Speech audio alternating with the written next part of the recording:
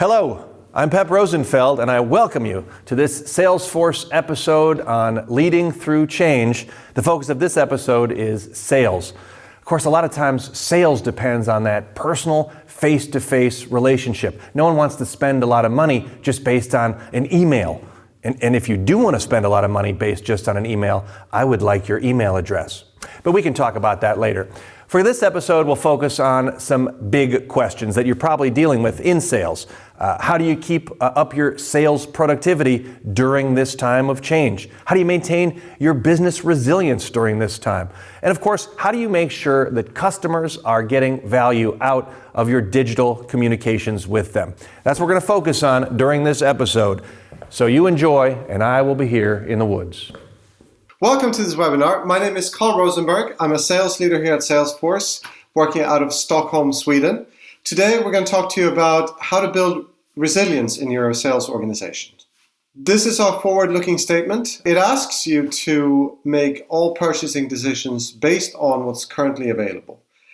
It's available on our website where you can read it in full, but I want to start with saying thank you. Thank you for being here today. We know that these are very busy times for everybody. We really appreciate you being part of our community. We're here to listen and to support and to help you in any way that we can. And today we're going to talk about, first off, the impact of COVID-19 on sales organizations. We're going to hear from a fantastic customer, Karma. We have Gian Duran with us, and she's going to talk to us about how they have built resilience and changed their organization in these times. And then finally, we're going to hear about how Salesforce can help you build resilience in your organization with some of the tips and tricks and tools that we have. We're in the middle of an unprecedented crisis. So public health is affected everywhere. We cannot go to work. We cannot go out. Many people are in lockdown. This, of course, has a massive effect on the economy. Some businesses are taking off like skyrockets. They are seeing a massive spike in demand. Other businesses are struggling to stay open or to cope with these times. And we're here to say that we will get through this crisis. We will do it together. And what we can see is that every customer out there is facing a massive transformation. So things are changing on a scale and at a speed that we haven't seen before. And we see this in, let's say, retail, where companies cannot have their shops open, but they have to move to online. And there's a big spike in delivery services, and that shift is changing how they operate. We see it in healthcare companies who now are having a very high increase in demand for their services, and they need to cope with that demand. We see it in manufacturing companies. We have some truck making companies and car companies here in Sweden that turned their production completely from making trucks to making face masks to help in this times of change. And what we want to say is that we want to work together with you to transform this crisis. In sales organizations, what we see is that everything has changed, and this is a new situation for everybody. And it affects everyone differently. When we talk about sales organizations, we talk about the sales reps. These are your key account managers, field sales executives, people that carry a quota. We also think about sales leaders like myself and sales operations. So these are the people that we're going to talk about today. First off, when it comes to salespeople, for me personally, I think that these are the people that are most severely impacted. They choose this job because they like the buzz of the office. They like engaging with people. They like teams. They like excitement. And all of a sudden, they're sitting at home in front of a computer, and their only interaction is with a screen. So I think mentally, this has been very tough for them. But now they're shifting to, so how do I make my quota? What do I need to do to be successful at work and succeed in hitting my annual target? And they start asking questions like, those leads that I qualified a month ago, are they still worth something? Are they still interested? How do I react to them? And then you have the sales leaders, like myself. My my main concern is how people are doing. I can feel that we need to do other things to keep that energy and spirit up. And I find that a lot of people are struggling, so I need to help them. And then secondly, how do I guide and steer my team and coach them to succeed in these times? Normally, I like to be available, get that off-the-cuff coaching. That's much harder to do today. And then finally, we have sales operations who are thinking about new ways of improving the quote-to-cash flow, and also making sure that we have the right tools, the right training to succeed in these times. Welcome, Jan from Karma. Thank you for joining us. And please tell the listeners who don't know what Karma is and what you do, please tell us about yourself and your company. Absolutely. Thank you very much for having me. Super exciting to be here. So I work as the Global Sales Director at Karma. Karma is a small startup founded in Sweden. So our mission is to create the first zero food waste generation. We exist to make sure that all food that is being produced also is being consumed.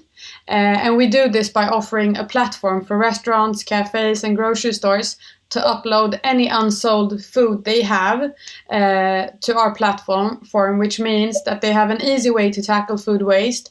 But this is also a way for them to generate revenue and a digital platform for them to reach out to new customers.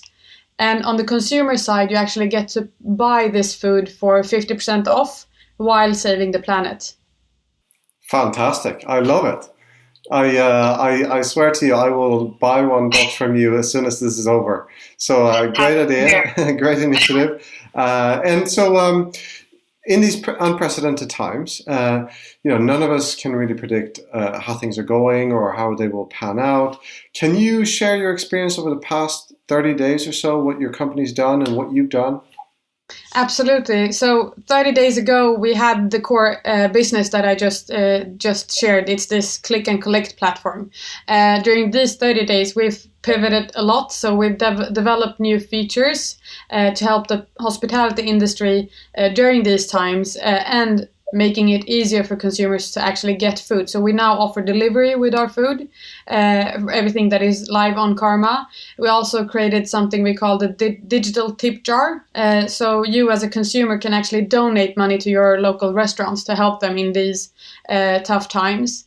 We're also using our data and insights on the whole industry to share between the restaurants and grocery stores so they can be on top of everything that is happening, so they can pivot their own business towards what's best in the industry today. But I think the two biggest shifts is that we actually developed a new business within the business. It's called Karma Boxes. So it's ugly fruits that you can get in a box and subscribe on it on a weekly basis. So you get a 3 to 5 kilo box or a 6 to 8 kilo box delivered to your home every week. And the second biggest shift that we've done is going from a regular office to a fully remote company. And that has been quite an interesting shift. We've never been as productive as we are now, which is quite interesting. That is fantastic. As a former waiter, I love the digital tip jar. So thank you for putting that out there. But how's your role changed? I mean, that's a massive pivot that you've done in your company. How has that affected your role as a sales leader? I would say quite a lot. First and foremost, I'm leading the Karma Boxes initiative or project, which means that I'm currently at a warehouse outside of Stockholm to create a new pick and pack location for all our fruits and veggies. And I've gone into the logistics industry, which is there's a lot of things that can go wrong with logistics is what I've learned during these times.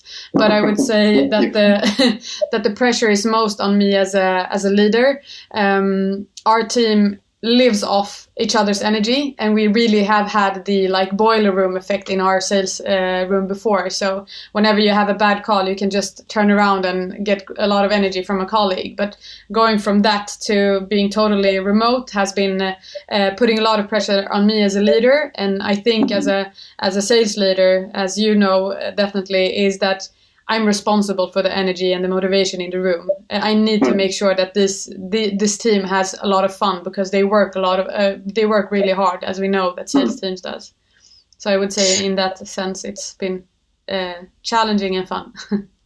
Yeah, I can imagine. But so tell me, what are some of the things that you've done to keep the energy up? So we try to keep a lot of the things that we've done at the office previously. So all the victories and wins that we normally celebrate, we used to have a bell. So we use that over Slack instead. We meet up at a Google Hangout every day at 2:30, and we do squats, or we do push-ups, or we do something else that gives us a lot of energy. We still do our fika breaks, as we always love in Sweden. And we eat lunch together. So we try to talk about the different wins and the different calls that we've had. We can share sound files from the calls that we've had to both celebrate wins and share challenges that we have. Those are great initiatives there. I love the squats at lunchtime or whatever it is. I will introduce that with my team so they can make fun of me. But it's a great initiatives, and I think, you know, in terms of keeping energy, that's something that really will do it. But what about the business? So how, you know, what are some of the challenges that your team has seen? How has the behavior shifted among your customers? Good question. So when you use Karma as a consumer, you most often you kind of create a routine around using the app. So you most often use it on your way to work to buy the lunch that you're going to eat, or on your way home from work to eat that surplus food as dinner. And now that everyone is working from home, that whole routine has been removed. So as a sales team, we've always focused on central areas where we have offices and a lot of people walking around, and a lot of restaurants and grocery stores. We now need to shift that whole strategy to go out to the suburbs instead, where our consumers are right now. And I think this time or during these times, it's more important than ever to focus on the right things, because there's so many things that we can do. I mean, the whole sector that we're working towards are in total mayhem right now, and we could be all over the place. But like using, for instance, Salesforce to understand where should I be, how are we developing this new area that we should be in, how is the activity in the team, that has been super critical for us and super beneficial for us to use during these times, and being a remote team. Okay, that sounds, you know, I get how you had to pivot and change, and I love the fact that you did that so quickly. Did you change anything in terms of targets or goals to make sure that your team is still productive, or even more productive, or, you know, remain productive? I would say we shifted focus a bit. So if we say that we looked at sales figures only prior to this, we now look at calls and meetings booked and meetings held to be able to celebrate the smaller activities as well. I think that is something that we've shifted, but we haven't changed our targets. They are still as aggressive as previously to this, prior to this. As the startup we are, we need that. Yeah, we don't want it to be too easy for you, so good. Never. So have you seen any changes in behavior when you talk about the leads coming in? Besides the shift in location, is there anything else that you can share with us? Absolutely. We saw when everything happened and the lockdown started, or we haven't had full lockdown in Sweden, but being recommended to work from home, we saw a huge uptake in our leads, which was in some way heartbreaking to see, because that's a whole sector in such need, and a lot for us to take care of. But that has been stagnating a bit right now, and that's the main difference that we've seen in leads coming in, and that requires us to shift a bit in our priorities in the sales team. So during 2 weeks, we had to focus on those quite a bit. Yeah, I can understand that. I mean, I think you'll see another spike. I'm personally getting bored of cooking every day, so we'll get to you as well. So what about your customers? So how has your dialogue and your relationship with them changed in this time? What we've tried to do in our sales organization is definitely to use the data we have, because we can know in a certain area in Stockholm, for instance, we know how the restaurants around them behave. we know how the buyers around them behave. So we get a lot of data from a lot of different restaurants or cafes and grocery stores. And we've tried to become the partner in need to help them be one step ahead and share that insights with them. So going from just chasing new, which has been, of course, a big part of our work, is to actually educate and be the partner in need for our current sellers, as we call them, our current partners or merchants. Fantastic.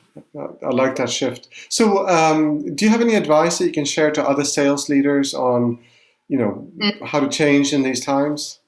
It's such a hard question, and I kind of don't want to say the regular things. But I would say what has been super helpful is for us to listen to where the market is going, to listen to understand where the consumers, not only our consumers, but their customers are going, and be a step ahead for your customers is one part of it. And the other part is don't underestimate how important you as a leader and your energy and just being there for your team, not to solve problems, but just raise the energy and make it fun. I think it's super important. I think salespeople, we're very extroverted. We need that energy. And I think leaders should be that energy. So, Gian, what's next for you? The big thing is to get the Karma boxes up and running and become a bigger part of our business. The other part is to understand the new routines that our consumers are living through right now. What we know is that we can't accept what was. It's not going to be the same as it was prior to the pandemic. So get a full understanding of how our consumers will behave and then guide our sellers into that, so they can be successful when they can get their business up and running again.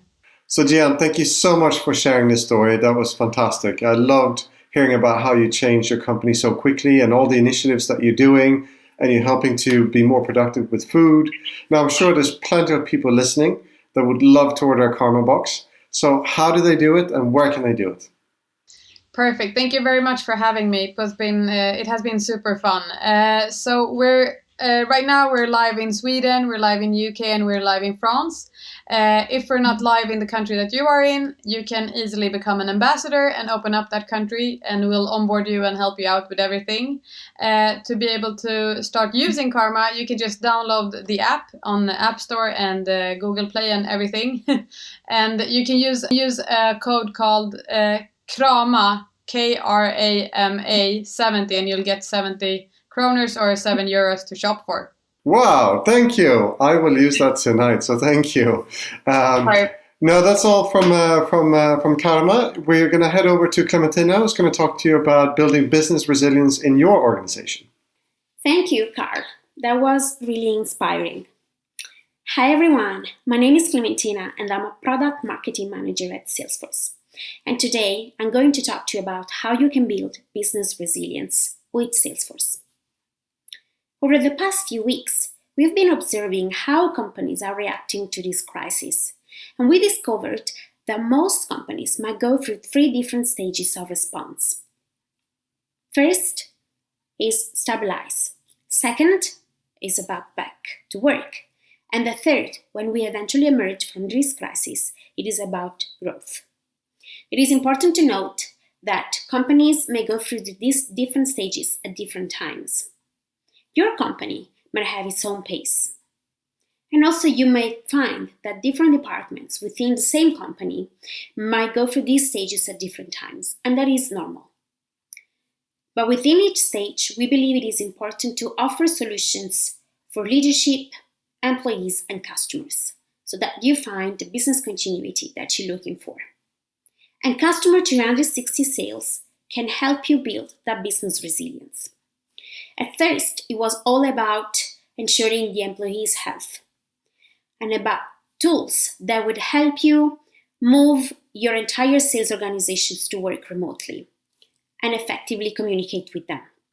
We believe now it is imperative for you to focus on showing empathy with your customers and understanding the real struggles that they're dealing with. And remember that sometimes it can be more beneficial to focus on the customer's lifetime value rather than the short-term revenue, if possible. So now I'm going to talk to you about how we have solutions to help each of the sales persona that Carl mentioned at the beginning of this webinar. So let's start with the sales rep. Here, it's all about showing empathy with your customers. Every customer situation is individual, but empathy is universal. And so personalize your outreach. Phone your customers and really show true empathy and show that you really care and that you want to understand their real struggle so that you can offer them support. Keep yourself up to date on what's happening with the news, and also look out for any changes within your customers so then again you can offer them real value, and work with them on creating success plans for the next weeks or months. Ensure that you are collaborating with your teams and that you have all the information in one single place of truth, your CRM. And then you can also share your opportunity notes with your account team using tools like Quip. And third, create flexible pricing terms.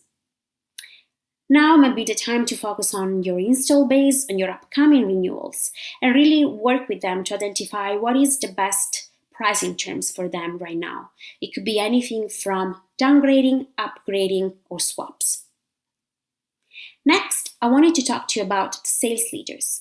Here, it's all about adapting to business continuity. The first thing I wanted to mention here is the importance of enforcing the use of CRM. Now more than ever, you need to have that complete view of what is happening. What is the status of the business? And so it is important to enforce the use of CRM and that all your sales reps are inputting information so that you have the data and insights that you need. And tools like AMP Dashboard can really help you with gathering all those insights and centralize them in one single place. You can also use those insights for coaching. And the hardest the buying and selling scenario, the more empowerment your sales reps need. Coach them on the new marketplace trends. Reskill them on the new business decision model. Lead transparent communications with them and making sure that they have everything that they need to build contingency plans with their customers and guide them on the right level of discount that they can make so they feel empowered that they can make the best decisions for your customers and for your organization. And third, keep fostering a strong community. Make sure that they share their best practices, see what's resonating with their customers so that they feel that they can count on each other. And tools like Chatter can help you do that. And lastly, I wanted to talk to you about the sales ops. This unprecedented crisis represents a unique opportunity to transform your sales organization and to really lay down the foundation for your business for the next weeks or months. So it is important that you have real-time data so that you can take those crucial business decisions. And I talked about how important it is to keep everything centralized in one single source of truth. Remember, if it's not in CRM, it doesn't exist. And how can you automate that? We know that entering manual data is time-consuming for sales reps, but artificial intelligence can help you with this. Let artificial intelligence fill out customer profile information and logging activities so that those reps can focus on talking to customers and helping them. And you, on the other side, have the real-time data that you need. Also, you can create new online training using Trailhead for the newly rolled out processes or tools. And we know that a lot of companies had to reinvent the way they work as their entire sales teams move to work remotely. And lastly, let again automation help you by streamlining the lead to cash flow. We know that right now, closing every deal is important. And so don't let processes and approvals stop your sales team down. With CPQ, you can automate the whole quoting, discount approval, and order management. So again, you ensure that the business is efficient and accurate, and your sales team get that time back that can be used again to show that empathy that we discussed before with their customers. All right, so thank you, Clementina. That was fantastic. I loved it.